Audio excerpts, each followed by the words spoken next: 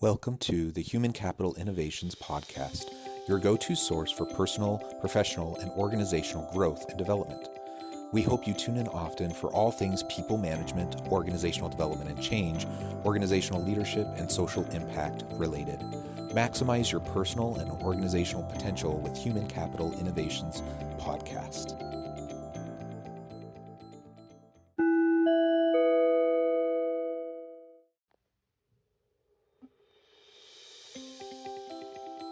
Welcome to the Human Capital Innovations Podcast.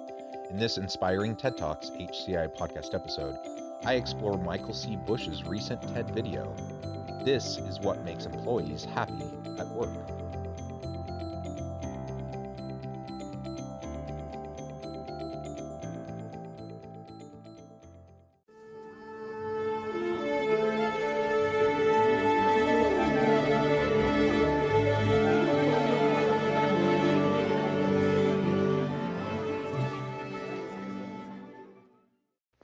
Welcome back to the Human Capital Innovations Podcast. It's great to be with you again today for this inspiring TED Talks HCI podcast episode. Today I'll be exploring the recent TED video by Michael C. Bush titled, "This is what makes employees happy at work." There are 3 billion working people on this planet, and only 40% of them report being happy at work. Michael C. Bush shares his insights into what makes workers unhappy and how companies can benefit their bottom lines by fostering satisfaction. Thanks for joining me, and I'll catch you on the flip side of this first clip. We survey CEOs, police officers, truck drivers, cooks, engineers. If people are working, we've surveyed them. And what we know in terms of their happiness, workers all want the same things. There's 3 billion working people in the world, and about 40% of them would say they're happy at work. That means about 1.8 billion, or almost 2 billion people, are not happy at work. What does that do, both to those people and the organizations that they work in? Well, let's talk about money. Organizations that have a lot of happy employees have 3 times the revenue growth compared to organizations where that's not true. They outperform the stock market by a factor of 3. And if you look at employee turnover, it's half that of organizations that have a lot of unhappy employees. The miracle thing is you don't have to spend more money to make this happen. It's not about ping pong tables and massages and pet walking. It's not about the perks. It's all about how they're treated by their leaders and by the people that they work with. So, I'd like to share a few ideas that create happy employees. There is no question that there is a clear business case for having happy workers. There is so much research on this. I've shared much of this research on this podcast in previous episodes. I've conducted much of this research myself. And so while he's citing his own research and their survey that they conducted, I've examined similar data. I've looked at worker satisfaction and employee engagement data across 37 countries. I've looked at life satisfaction data, which includes work satisfaction, in over 90 countries. And what he's saying is absolutely true. The reality is that we want happy, satisfied, and engaged workers in our organizations. And when we do that, we perform better. The bottom line results are much better. We have better stock prices, we have more revenues, we have lower retention, and so labor costs are lower. Everything is better when we have happy employees. So then the question becomes, well, how do we get to happy? How do we get to engaged? And there's lots of research on this. There's lots of studies, and I'm sure you've heard lots of people talk about how to have engaged employees. But again, the bottom line is if 40% say that they're happy, that means 60% say that they're unhappy. And in fact, the Gallup Global Engagement Report recently reported that 2/3 of all employees are actively disengaged at work. So not only are they unhappy, but they're disengaged. That means they're not performing at acceptable levels within the workplace, and certainly not sustainable effort that's going to maintain the team and the organization over time. So we need happy employees, we need engaged employees, and there are some relatively simple things that we can do to try to improve this. Certainly having a nice culture, in part, which is manifest through having sleeping pods and ping pong tables and all these extra perks. I mean, that's nice, and there's a reason why people like working for companies like Google or other tech firms that use some of these types of perks.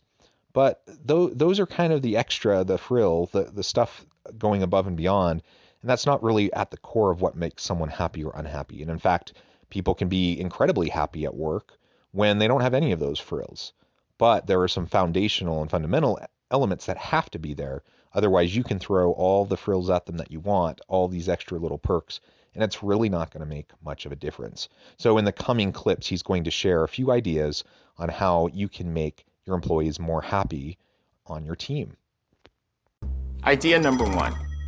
In organizations where employees are happy, what you find is two things are present: trust and respect. Leaders often say, we trust our employees, we empower our employees, and then when an employee needs a laptop, and this is a true example, 15 people have to approve that laptop. So for the employee, all the words are right, but 15 levels of approval for a $1,500 laptop?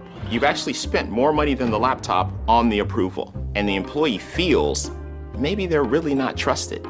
So what can an organization do to have a high level of trust? The first organization that comes to mind is Four Seasons. They have magnificent properties all around the world, and their employees are told, do whatever you think is right when servicing the customer. To hand that trust to your employees, to do whatever they think is right, makes the employees feel great. And this is why they're known for delivering some of the best service in the world. As with many things in organizations, it really does all start with trust. If you want your people to be happy, to be satisfied, to be engaged, and to be able to be productive and work together well as a team, you have to have a culture of trust. People have to be able to count on you that you'll do what you say as a leader, but they also have to count on the organization, that the organization will look out for them. There are some good examples in this clip, and when you have to go through so many layers of approval for something as small as getting a new computer that you need to do your work, it really does send a message that the organization doesn't trust you. Now, that's just one small example, but there are so many similar types of examples that we see in organizations every day. So the systems, the policies, the practices, procedures that are put in place oftentimes convey a very strong message. So as leaders and within our organizations, we need to constantly keep a lens on in relation to trust. What we're doing and how we're doing it, what we say and how we're saying it, those elements convey a clear message. And oftentimes it conveys a message that ultimately we wouldn't want to be the predominant message that's going out to our employees. Many leaders will say, yes, I trust my people. Yes, I want to empower my people. But then they put procedures, policies, practices, they put systems in place that show anything but trust. And in fact, it seems more like they don't trust them, that they're micromanaging their people. So let's think carefully about that. Let's try to make sure that we are developing mutual relationships of trust, mutual accountability, and ultimately strong, genuine relationships with our people. If we know our people as a leader and we start to give away just a little bit of power and let them run with it, see what they do with it. And by so doing, we can start to develop confidence in their capabilities to function without direct intervention from us constantly. That will develop trust.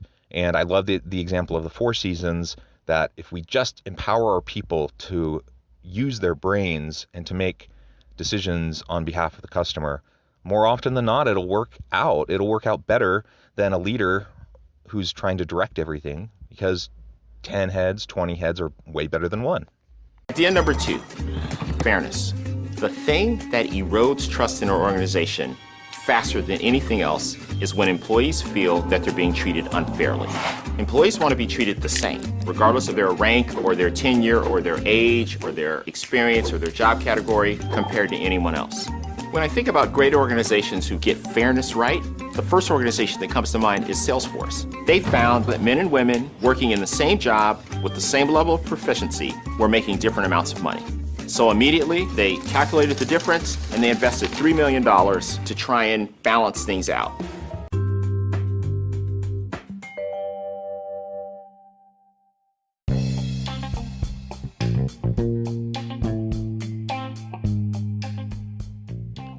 I'm excited to announce the publication of my new book from HCI Press, The Alchemy of Truly Remarkable Leadership: Ordinary, Everyday Actions that Produce Extraordinary Results. Consider how the nature of work has shifted over the past 50 years. With increased globalization, rapid technological advancement, and the shift in economic composition, the average job of today looks very different than the average job of 50 years ago. What will the jobs and organizations of tomorrow look like? Moreover, what does this all mean for organizational leaders?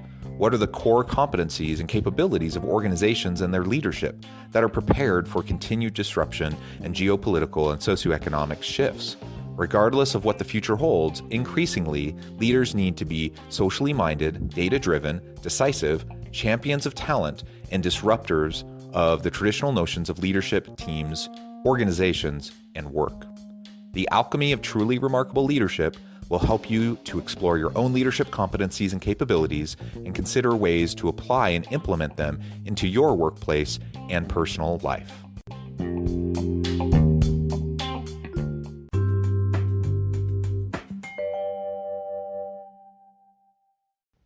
We have to treat our people fairly. There are few things that will make our people more disgruntled quicker than if there's inequitable pay throughout the organization.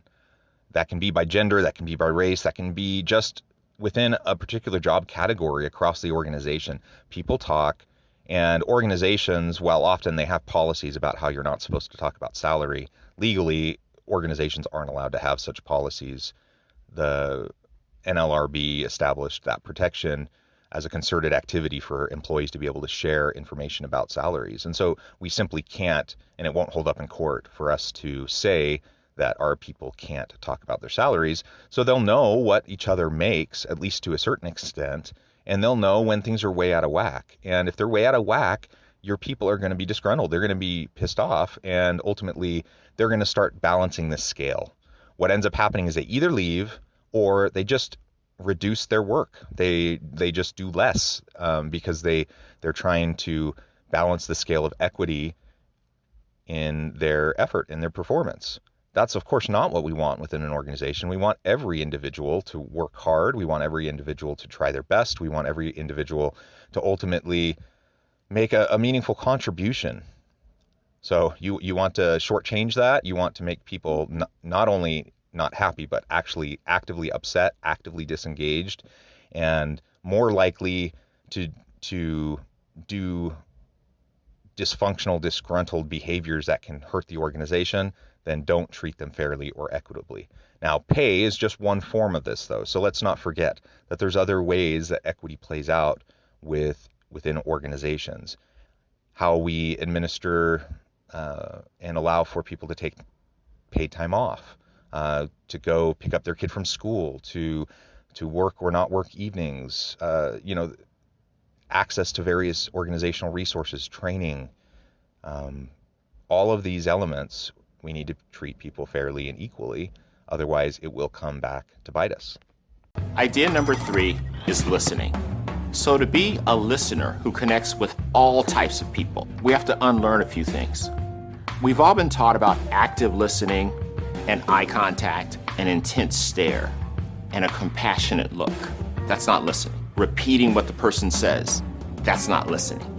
Being humble and always hunting and searching for the best idea possible, that's what listening is. And employees can feel whether you're doing that or not. They want to know when they talk to you and share an idea, did you consider it when you made a decision? The one thing that everybody appreciates and wants when they're speaking is to know that what they say matters so much, you might actually change your mind. Otherwise, what's the point of the conversation? I also really like this third tip. Listening and being an effective, active listener, a genuine listener, someone who actually will pay attention to what someone is saying and act on it. The power of listening is strong. When we can listen authentically, sincerely, and our people can see that we genuinely care about them and that we want to listen, that we want their feedback, we want to improve. When we do that, people feel much happier, much more satisfied, much more engaged in their work.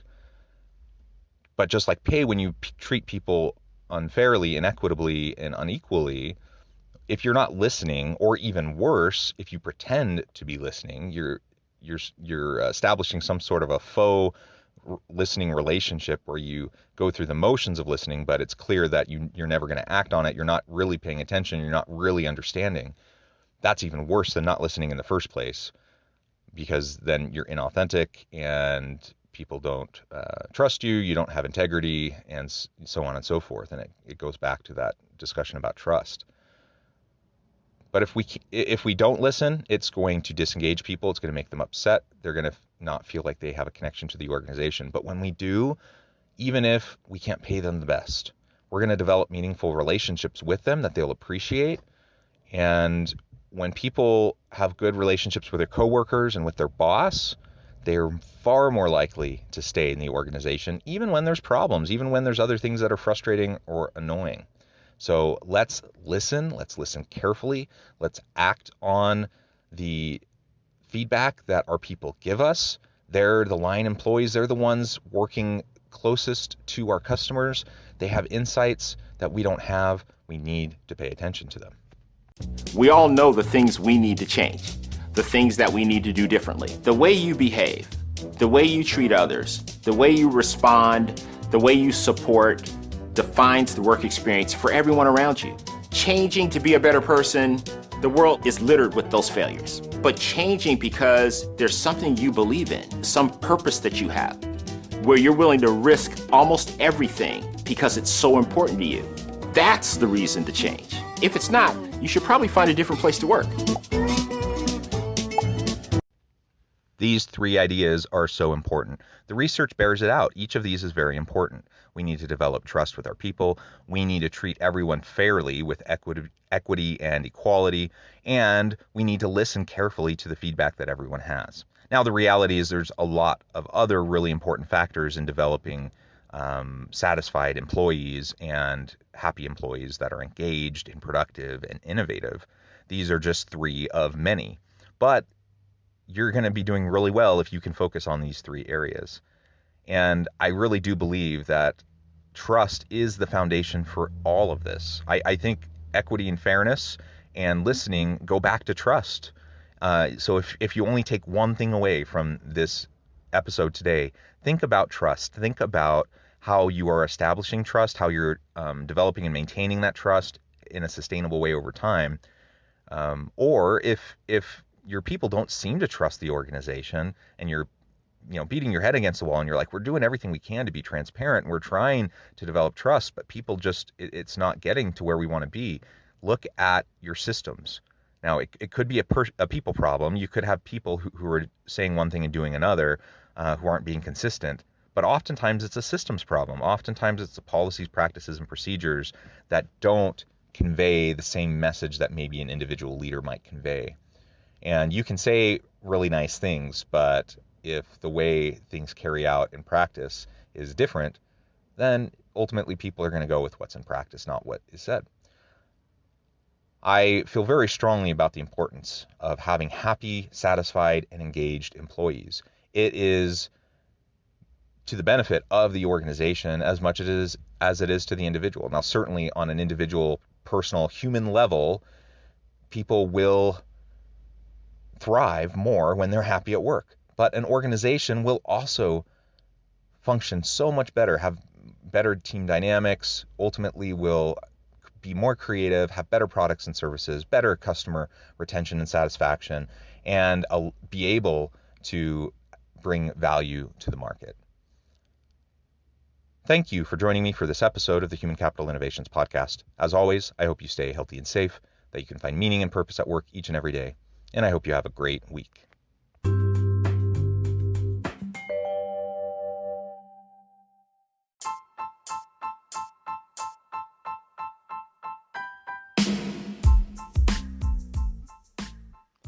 We are excited about the launch of HCI's new magazine, Human Capital Leadership. Human Capital Leadership is a free, interactive e-magazine designed to help individuals, leaders, and organizations find innovative approaches to maximize their human capital potential. We will be publishing issues quarterly in August, November, February, and May. Check out the first issue and let us know what you think.